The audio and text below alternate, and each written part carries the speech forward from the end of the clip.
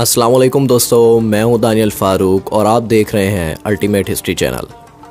दोस्तों, नवाब सादिक मोहम्मद ख़ान अब्बासी बहावलपुर के 1907 से लेकर 1960 तक नवाब रहे थे।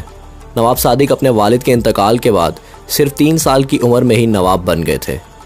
इनके बड़े होने तक एक कौंसिल ने बहावलपुर रियासत के इंतज़ामात को संभाल रखा था। पाकिस्तान बनने के बाद बहावलपुर रियासत पाकिस्तान के साथ शामिल हो गई, लेकिन इसके बावजूद बहावलपुर एक आज़ाद रियासत के तौर पर काम करती रही, जिसका अपना ख़जाना था और अपने अमूर वो ख़ुद चलाते थे।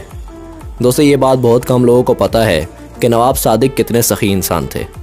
पाकिस्तान बनने के बाद उन्होंने पाकिस्तान की बेइंतहा मदद की। नवाब सादिक ने उस दौर में 7 करोड़ रुपये पाकिस्तान के ख़जाने में जमा करवाए। उस वक्त ये बहुत बड़ी रकम हुआ करती थी। इसके अलावा सरकारी अफसरान की 1 महीने की सैलरी भी बहावलपुर ख़जाने से ही ली गई थी। उन्होंने अपनी ज़ाती ज़मीनें भी यूनिवर्सिटी ऑफ पंजाब और किंग एडवर्ड मेडिकल कॉलेज को तोहफे में दे दी थी। नवाब सादिक कायद-ए-आज़म के बहुत करीबी दोस्त भी थे। 1955 में बहावलपुर पाकिस्तान का मुकम्मल हिस्सा बन गया, लेकिन फिर भी नवाब सादिक को वैसा ही प्रोटोकॉल मिलता रहा। दोस्तों, एक दफ़ा नवाब सादिक लंदन में मौजूद थे और लंदन में मौजूद बॉन्ड स्ट्रीट पर आम से कपड़े पहनकर घूम रहे थे।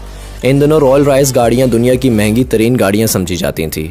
नवाब सादिक वहाँ मौजूद रॉयल राइस के शोरूम में चले गए और रॉयल राइस के डिज़ाइन और कीमत के मुतालिक पूछने लगे, लेकिन नवाब साहब के आम से कपड़े देखकर वहाँ मौजूद सेल्समैन ने नवाब साहब की बेइज्जती कर दी और उसको लगा कि नवाब सादिक और लोगों की तरह मेरा टाइम ज़ाया कर रहे हैं।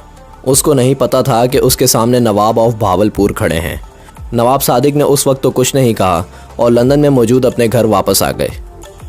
वहाँ उन्होंने अपने स्टाफ को कहा कि रॉयल राइस शोरूम को कॉल मिलाएं और इनसे कहें कि नवाब ऑफ बहावलपुर आपकी गाड़ियाँ ख़रीदना चाहते हैं।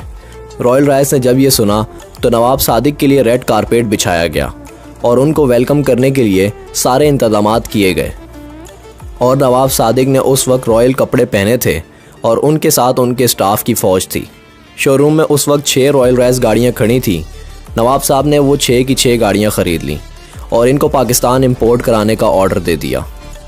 नवाब सादिक के पाकिस्तान पहुंचने के कुछ ही अरसे बाद 6 की 6 गाड़ियां डिलीवर्ड हो गईं, लेकिन फिर नवाब सादिक ने जो किया वो किसी ने सोचा भी ना होगा। नवाब सादिक ने अपनी बेइज्जती का बदला लेने के लिए और रॉयल राइस को सबक सिखाने के लिए बहावलपुर रियासत के म्यूनसिपल डिपार्टमेंट को हुक्म दिया कि वो ये 6 गाड़ियाँ अपने पास रख लें और इनके आगे झाड़ू और मॉप लगाकर शहर की सफाई का काम लें।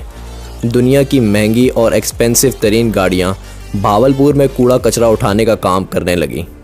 ये खबर देखते ही देखते पूरी दुनिया में फैल गई और रॉयल राइस कंपनी के लिए एक धचका साबित हुई। इनकी अहमियत पूरी दुनिया में इस वजह से कम होने लगी और ये मजाक बन गया कि इतनी महंगी गाड़ी तो कचरा उठाती है, और इस वजह से रॉयल राइस का रेवेन्यू भी काफ़ी हद तक गिर गया।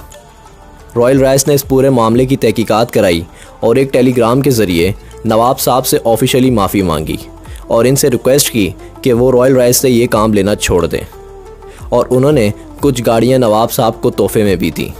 जब नवाब सादिक ने देखा कि इनका मकसद पूरा हो गया तो उन्होंने इसे कचरा उठाने से मना कर दिया और तमाम गाड़ियों से ये काम लेना बंद हो गया।